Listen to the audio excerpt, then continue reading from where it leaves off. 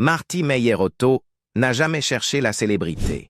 C'était un gamin du Wisconsin qui se sentait plus chez lui dans des bottes que dans des baskets, plus à l'aise avec la morsure de l'hiver qu'avec la chaleur d'une salle de classe. La célébrité l'a trouvé plus tard, la perte plus tôt. Entre les deux, il a construit une vie à la fois simple et implacable, et il l'a payée par des choix qui ne paraissent faciles que de loin. Le garçon qui poursuivait l'hiver. Marty Meyer-Otto est né le 10 juillet 1966, dans le nord du Wisconsin, où les forêts se resserrent et où la première chose que l'on apprend du froid, c'est qu'il dit la vérité. Ses parents, Thomas et Karen, travaillaient à l'ancienne, fourrure, trace, patience, transmettant un savoir-faire qui relève moins d'un métier que d'une langue. Bien avant de pouvoir dire ce qu'il attendait de la vie, il en vivait déjà les contours. Lire le sol, écouter le vent, courir vers les animaux qui font rebrousser chemin aux autres. L'école était une obligation. La lisière des arbres, une invitation. Il ne cherchait pas une carrière. Il cherchait de l'espace pour respirer. À l'adolescence, il avait cette certitude tranquille qui déstabilise les adultes. Il ne vivrait pas entre quatre murs sous des néons. Il ne voulait ni bureau, ni patron, ni la grille qui vous dit quand vous levez et quand vous reposez. Il voulait le temps qu'il fait, la distance, et ce genre de travail dont le coût se compte en gelures et en fatigue plutôt qu'en puces de CV et en primes. Il a appris à lire les signes dans la neige, comme d'autres enfants apprennent à lire un paragraphe, et la première carte à laquelle il a fait confiance était une ligne de piège dans sa tête. En 1985, à 19 ans, il entassa tout ce qu'il possédait dans un vieux camion et prit la route du Nord avec son frère Jeff. Pas pour l'université, pas pour une promesse de travail stable, pour l'Alaska. Ils avaient prévu une saison. La Terre en décida autrement. Son immensité fait quelque chose aux hommes qui se croient déjà durs.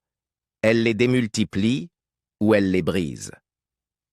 Les premiers jours de Marty là-bas n'avaient rien d'une carte postale.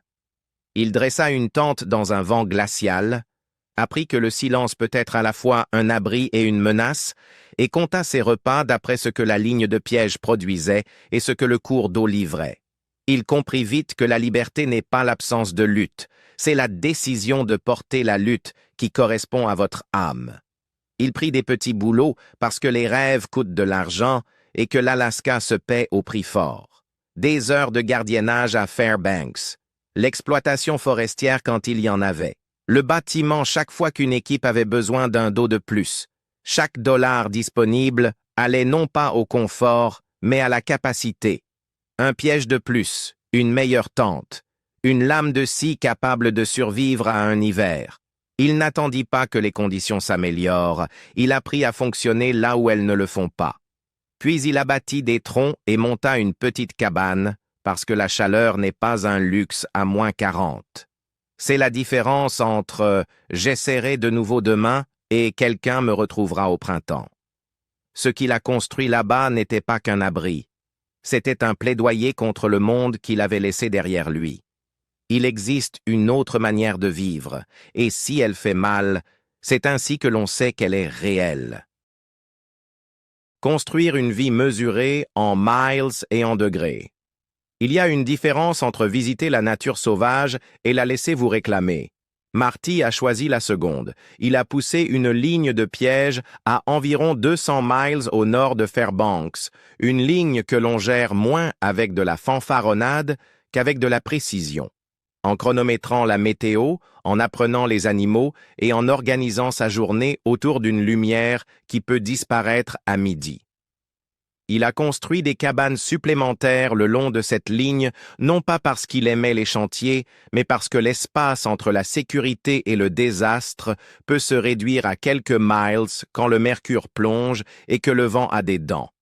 Il a appris l'arithmétique du carburant et des distances, la logique d'avancer lentement quand la vitesse devient dangereuse, et l'habitude de considérer chaque minute de clarté comme un outil qu'on aiguise la veille.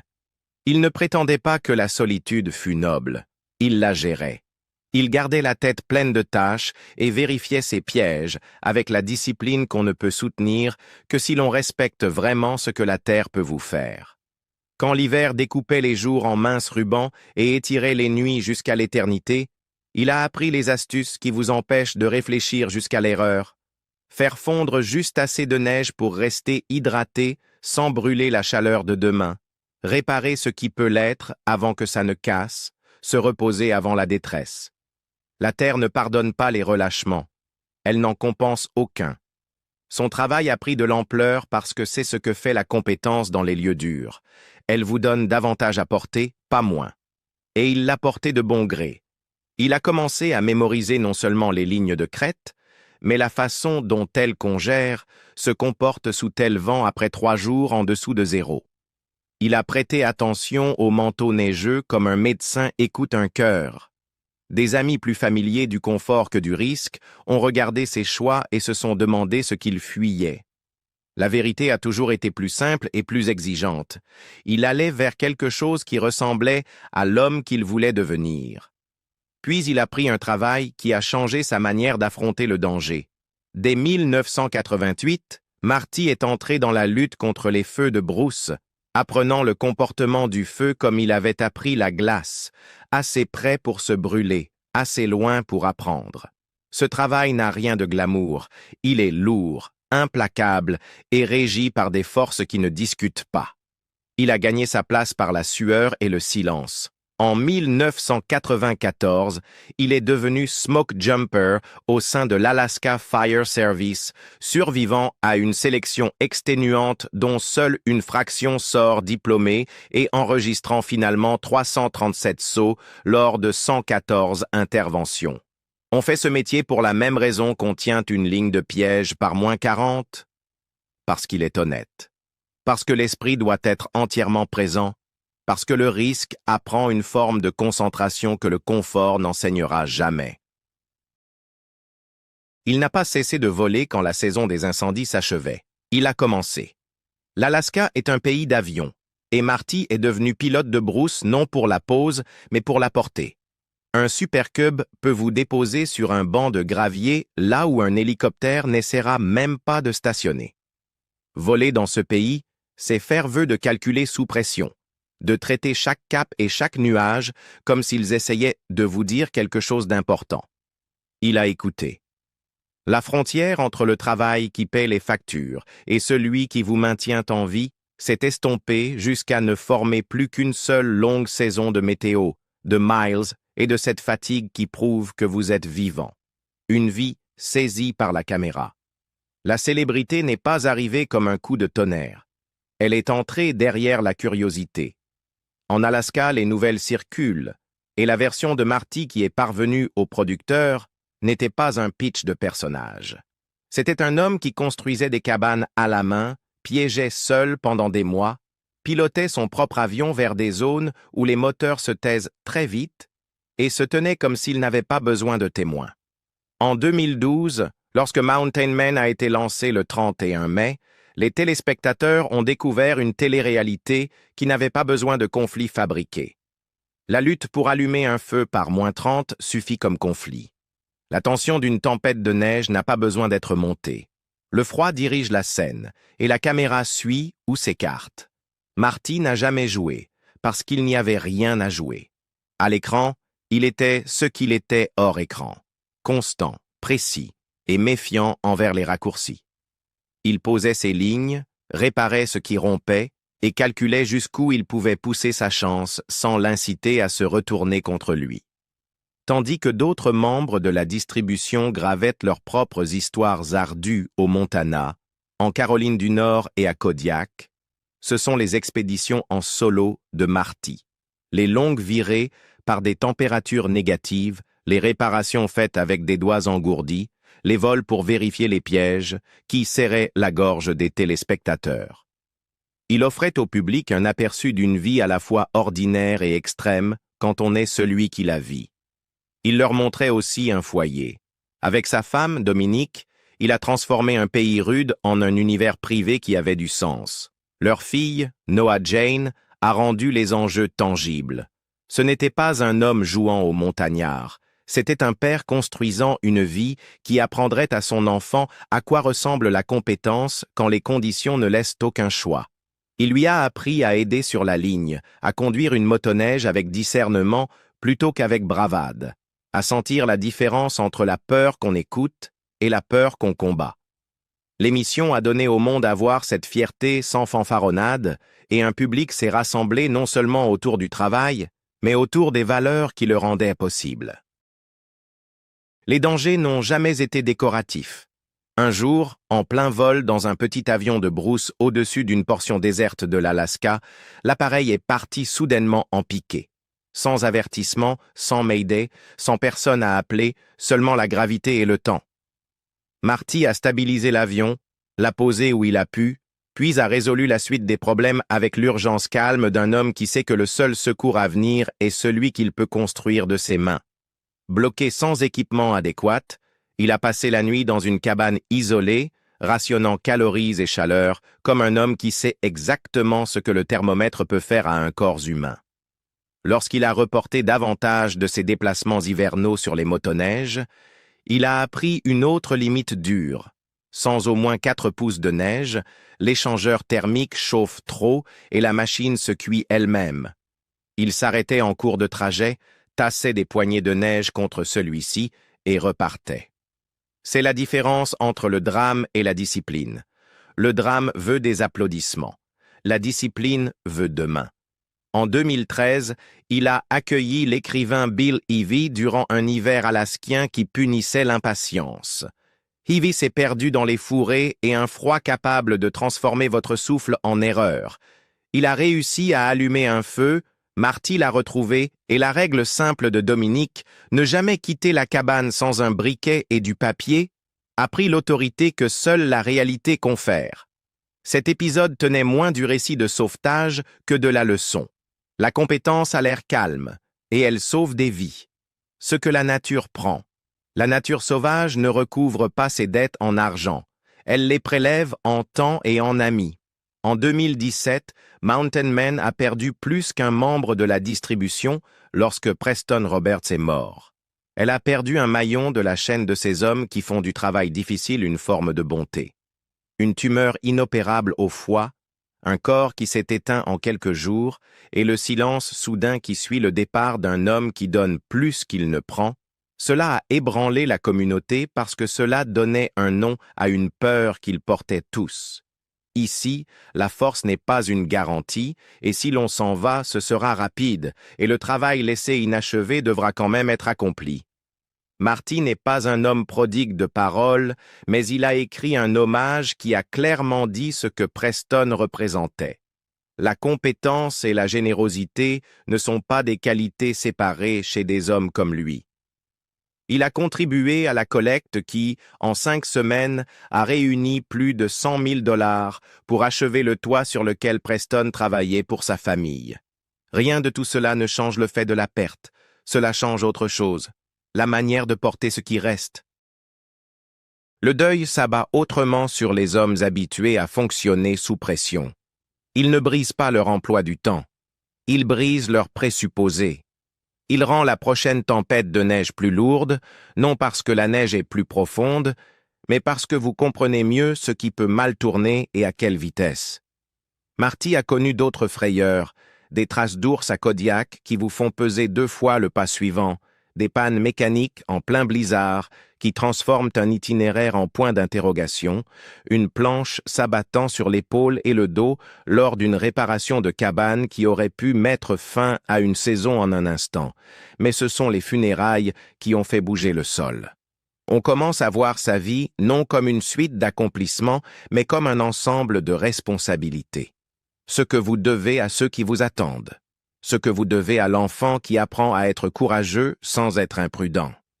Il n'a jamais élevé la voix à propos des pressions extérieures, critiques qui abordent toute forme de piégeage, militant indifférent au fait qu'une pratique soit légale ou culturellement ancrée, téléspectateur persuadé que la télé-réalité est forcément scénarisée. Mais il a répondu à ce qui méritait réponse. Il piégeait dans le respect des règlements de l'Alaska sur les saisons et les espèces. Il choisissait un matériel conçu pour minimiser la souffrance. Il faisait le travail tel que la loi et sa conscience le permettaient. Puis il retournait à sa ligne, car argumenter n'est pas une compétence de survie. Écouter? Oui. Juger le prochain nuage? Oui. Savoir quand s'arrêter? Oui. Quand le deuil s'est installé comme une cicatrice, sa fille avait 13 ans, et le calcul, jadis compliqué, est devenu simple. Se mettre soi-même en danger est une chose. En est une autre de laisser une caméra transformer l'enfance de son enfant en contenu. Choisir le silence. En 2019, après 8 saisons de Mountain Men, Marty Mayerotto a dit aux téléspectateurs que c'en était fini pour lui. Il n'y a eu ni mise en scène, ni allusions énigmatiques. Il a dit l'essentiel. Il ne voulait pas que sa fille grandisse sous un objectif, apprenne à calibrer ses journées selon les besoins d'un épisode, ou regarde la vie qu'il aimait à travers le miroir d'un public. Il ne quittait pas la nature sauvage. Il quittait le bruit. Ce choix a fait l'effet d'un petit séisme pour ceux qui avaient bâti des rituels hebdomadaires autour de sa constance, mais pour l'homme qui mesurait le risque et la récompense depuis qu'il savait lire une trace, ce n'était qu'un calcul simple. Si vous êtes allongé sur votre lit de mort, vous ne penserez pas à l'argent ou à un titre. Vous penserez à ce que vous avez fait de votre vie et pour qui vous l'avez fait. Cette phrase n'était pas une figure de style. C'était une déclaration finale qui expliquait le verdict. Il n'a pas fait la tournée des talk-shows pour s'expliquer. Il n'a pas ouvert de compte sur les réseaux sociaux pour entretenir la marque. Il est descendu de scène et a repris la vie qu'il avait toujours voulu. Piégé à ses conditions, voler quand cela compte, élever une fille capable de distinguer un ciel qui avertit d'un ciel qui inquiète seulement. Dans une petite ville d'Alaska, loin des plannings de tournage et des tentations étranges d'une célébrité mineure, il a refait ce qu'il avait fait en 1985 avec un vieux camion et un plan qui tenait dans la boîte à gants. Il a choisi la terre. Pour les fans qui en voulèrent davantage, le silence avait des allures de mystère. Les rumeurs traquent toujours le silence parce que le silence ne répond pas. Mais ses proches savaient que rien de compliqué ne s'était produit. L'homme qui n'a jamais confondu attention et but a simplement cessé d'offrir au monde plus de sa vie privée qu'il ne pouvait se permettre de donner. Il ne fuyait pas les gros titres. Il courait vers un dîner en famille, un feu qu'on couvre pour l'aube, une leçon à transmettre à une jeune pilote en devenir, un nouveau tronçon de ligne qui demanderait plus de jugement que d'adrénaline. Les critiques ne disparaissent pas parce que les caméras s'en vont. Les débats sur les droits des animaux sont restés ce qu'ils sont, bruyants, moralisateurs et souvent aveugles au contexte. Et la question de savoir si une émission exagérait tel ou tel problème est restée insoluble pour ceux qui pensent que la télé-réalité ne dit jamais la vérité. Marty a répondu aux seules questions qui comptaient en vivant d'une manière qui rendait les réponses évidentes. Il respectait les lois, il traitait les animaux et la terre avec le respect dû par un professionnel, il gardait ses affirmations modestes et son travail exact. Ceux qui le comprenaient n'avaient pas besoin d'autres preuves. Ceux qui ne le comprenaient pas n'auraient de toute façon pas été convaincus par des mots. La tragédie qui plane sur son histoire n'est pas un rebondissement mélodramatique. Il n'est pas mort là-bas. Il a fait quelque chose de plus difficile. Il est parti alors que rester aurait été plus facile à bien des égards sur le papier. Il a tourné le dos à l'attention continue et à l'argent facile pour protéger le droit d'un enfant à grandir sans caméra, et il a accepté ce que cela coûte dans un monde qui se désintéresse de vous dès que vous cessez d'en faire une part de votre quotidien. Ce qui reste. Il existe une forme particulière de paix que l'on gagne en refusant de se trahir. Les années qui ont suivi son dernier épisode n'ont pas fait la une, et c'était voulu. Il a continué à piéger, parce que ce rythme le définit. Il a continué à voler, parce que l'Alaska parle une langue qui a du sens à 500 pieds et 40 nœuds. Il a continué à transmettre, parce qu'un savoir qui ne se transmet pas devient anecdotique. Il a montré à Noah comment décider comme un pilote apprend à le faire. Calmement, tôt, avec des marges. Il ne devait pas au monde des nouvelles. Il devait à sa famille sa présence. La différence entre ces deux obligations, c'est la différence entre être connu et être entier. Quand on cesse de se produire, les jours redeviennent ordinaires d'une manière qui vous maintient en vie. Réparer quand c'est encore petit, compter le carburant avant qu'il ne manque, lire la météo sans commentaire. Le travail est plus silencieux, mais pas plus facile, plus modeste, mais pas moins important.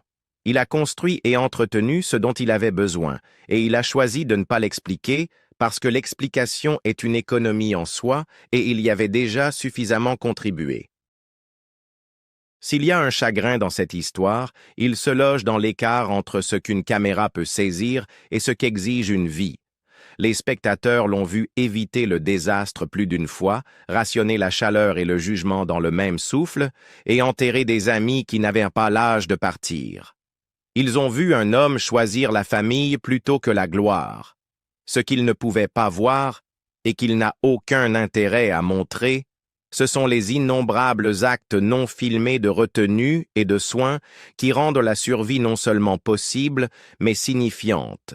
La décision de faire demi-tour, même quand l'orgueil dit d'avancer, l'heure supplémentaire passée à apprendre à sa fille à lire un ciel qui peut mentir, l'acceptation qu'il existe des histoires qui ne sont pas destinées à un public, seulement aux personnes qui les vivent.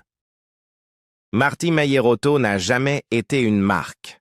Il était trappeur, pompier, smoke jumper, pilote, mari, père. La nature sauvage lui a donné une vie qu'il pouvait respecter et a exigé un prix qu'il était prêt à payer. L'émission lui a offert une tribune et finalement un problème qu'il a refusé d'accepter. Le choix qu'il a fait en 2019 n'était pas une retraite.